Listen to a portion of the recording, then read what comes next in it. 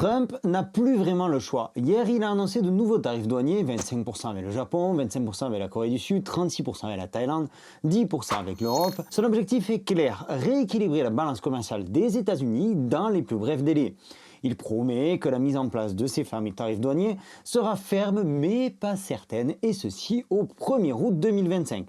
Alors on se demande si c'est de la manipulation ou s'il ne commencerait pas à douter quelque peu. Quoi qu'il en soit, les tarifs douaniers n'ont plus vraiment d'impact sur les marchés et l'effet escompté sur l'avenir de l'économie américaine n'est peut-être pas aussi important que ce qu'on aurait pensé au départ ou que ce qu'on veut nous faire croire. Parce que Trump est tout proche d'abattre sa dernière carte.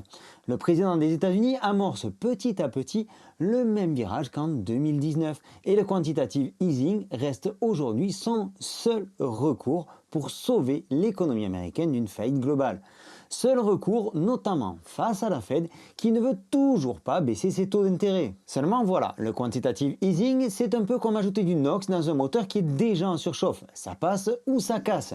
Nul doute qui sait ce qu'il fait et tu vas comprendre que cette mesure exceptionnelle par son ampleur pourrait bien mettre le feu au marché financier et envoyer notre cher Bitcoin vers des sommets inimaginables.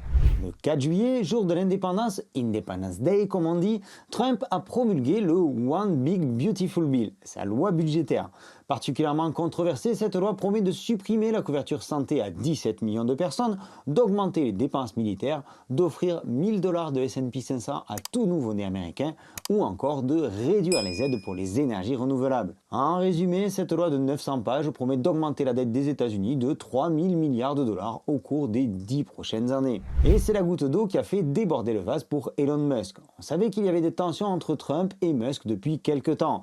On a même eu droit à une belle joute sur Twitter il y a quelques semaines. Et je voulais te partager cet article de Crypto News qui rejoint notre sujet du jour. American Party, Elon Musk pro-Bitcoin pour les États-Unis. Elon Musk qui claque donc la porte du gouvernement Trump et qui monte son propre parti, le parti America. Il s'impose donc comme un parti avec un positionnement centriste et particulièrement favorable aux technologies, donc le Bitcoin. Le journaliste s'intéresse ensuite au conflit entre Donald Trump et Elon Musk et on peut lire ici que le 4 juillet fut adopté le OBBBA, One Big Beautiful Bill Act.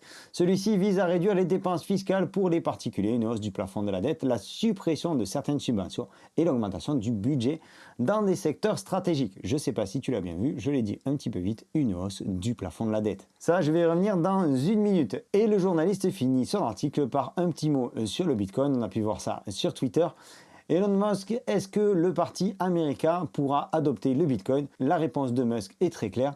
Oui, parce que les fiat, c'est terminé, ça ne vaut absolument plus rien. Tu trouveras d'autres articles tout aussi intéressants sur Crypto News. Ici, on te présente le top 5 des meilleurs altcoins pour le second semestre 2025. Je te laisserai le lien de cet article dans la description de la vidéo. Alors, si tu veux te tenir au courant de l'actualité, je t'invite à mettre Crypto News dans tes favoris et à consulter régulièrement ce média d'actu particulièrement qualitatif. Je te laisse donc le lien en description de la vidéo. Une dette colossale, un plafond de la dette qui, comme tu viens de le voir, sera augmenté. Donc une dette qu'il faut racheter moins cher pour recréer de la dette, augmenter la dette qu'ils rachèteront plus tard moins cher, etc., etc. La dette fait aujourd'hui tourner notre économie et il faut quelque part en prendre soin. Le quantitative easing ou assouplissement quantitatif, c'est pas si compliqué que ça. C'est à la fois un outil très intéressant mais aussi particulièrement dangereux. Ici on va parler uniquement des États-Unis. En gros, c'est quand la Fed, la Banque fédérale américaine, rachète des actifs comme des bons du trésor ou des obligations pour injecter du cash dans l'économie. Mécaniquement, ça fait baisser les taux d'intérêt et ça booste les prêts, les crédits, les investissements et les prix des actifs comme le Bitcoin ou les actions qui finissent par s'envoler. Entre 2008 et 2014, la Fed a injecté 4500 milliards de dollars via 3 quantitative easing pour relancer l'économie post-crise financière. Et ça fait des lustres que la Fed ne veut pas, ne peut pas baisser les taux d'intérêt. Alors Trump trouve un moyen détourné de faire baisser ses taux. C'est aussi simple que ça. En revanche, tu t'en doutes, il y a forcément des conséquences à tout ça. Tu le vois sur ce graphique, en 2020, pendant le Covid, la Fed injecte 3000 milliards en quantitative easing. Dans le même temps, le S&P 500 gagne 30% et le Bitcoin prend 300%. À la suite de cette période, on a eu un resserrement quantitatif, un quantitative tightening.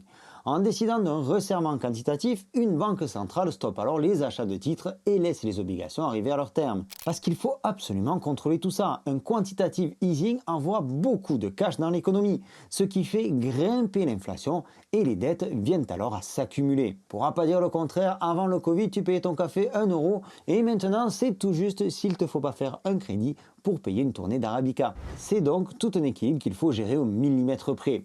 Il y a d'autres paramètres à prendre en compte, comme notamment la valeur du dollar qui n'en finit plus de chuter. Et contrairement à ce qu'on pourrait penser, c'est une très bonne chose pour l'économie américaine. Et c'est là qu'on arrive au cœur du drama, le Mar-a-Lago Accord. Ça, perlipopette, qu'est-ce que c'est que ce truc? C'est une idée sortie en novembre 2024 par Stephen Mirand, conseiller économique de Trump, devenu depuis président du Conseil des conseillers économiques de Trump. Ce plan-là veut remodeler l'économie mondiale en dévaluant le dollar pour booster les exportations américaines et relancer l'industrie. Peut-être que tu vas trouver l'image tirée par les cheveux, mais c'est un peu comme une chimiothérapie pour l'économie. On vient stopper la progression du cancer en injectant un produit toxique et au final, tout ira mieux. On dévalue le dollar pour relancer l'économie américaine. Le Mar-a-Lago s'inspire très largement de l'accord du Plaza en 1985 qui avait permis de rééquilibrer le commerce mondial grâce à une baisse de la suprématie du dollar. Et oui, c'est bien beau d'être tout puissant, mais tu finis par te retrouver inaccessible. Et c'est exactement le fond du problème de l'économie américaine aujourd'hui. Le principe général de l'accord Mar-a-Lago repose sur l'engagement de Trump à stimuler l'industrie et les exportations américaines. Et son principal défi réside dans la vigueur actuelle du dollar qui rend les produits américains moins compétitifs à l'étranger, moins compétitifs par exemple face aux produits chinois. Ici aussi, les droits de douane ne sont pas très loin de l'histoire. Alors que le déficit commercial américain atteint un niveau record de 1200 milliards de dollars en 2024, certains économistes affirment qu'un dollar plus faible pourrait contribuer à combler cet écart en rendant les exportations américaines plus attractives et donc rééquilibrer cette fameuse balance commerciale. L'une des propositions les plus extrêmes serait que les États-Unis exigent des gouvernements étrangers détenant des bons du Trésor qu'ils les achètent contre des coupons zéro non négociables d'une durée de 100 ans. Et cette proposition lierait alors les États-Unis et ces pays en question à des engagements de sécurité, utilisant la présence militaire comme levier. On assure la présence militaire sur un endroit stratégique si vous échangez vos bons du Trésor. Mais si vous ne le faites pas, vous serez alors livré à vous-même. Peut-être que ça te rappelle quelque chose, le détroit d'Ormuz par exemple, ou encore ce qui se passe autour de Taïwan. Si les États-Unis forcent tous ces États à vendre leurs bons du Trésor et leurs obligations, ça veut dire que la Fed sera de son côté obligée de les acheter.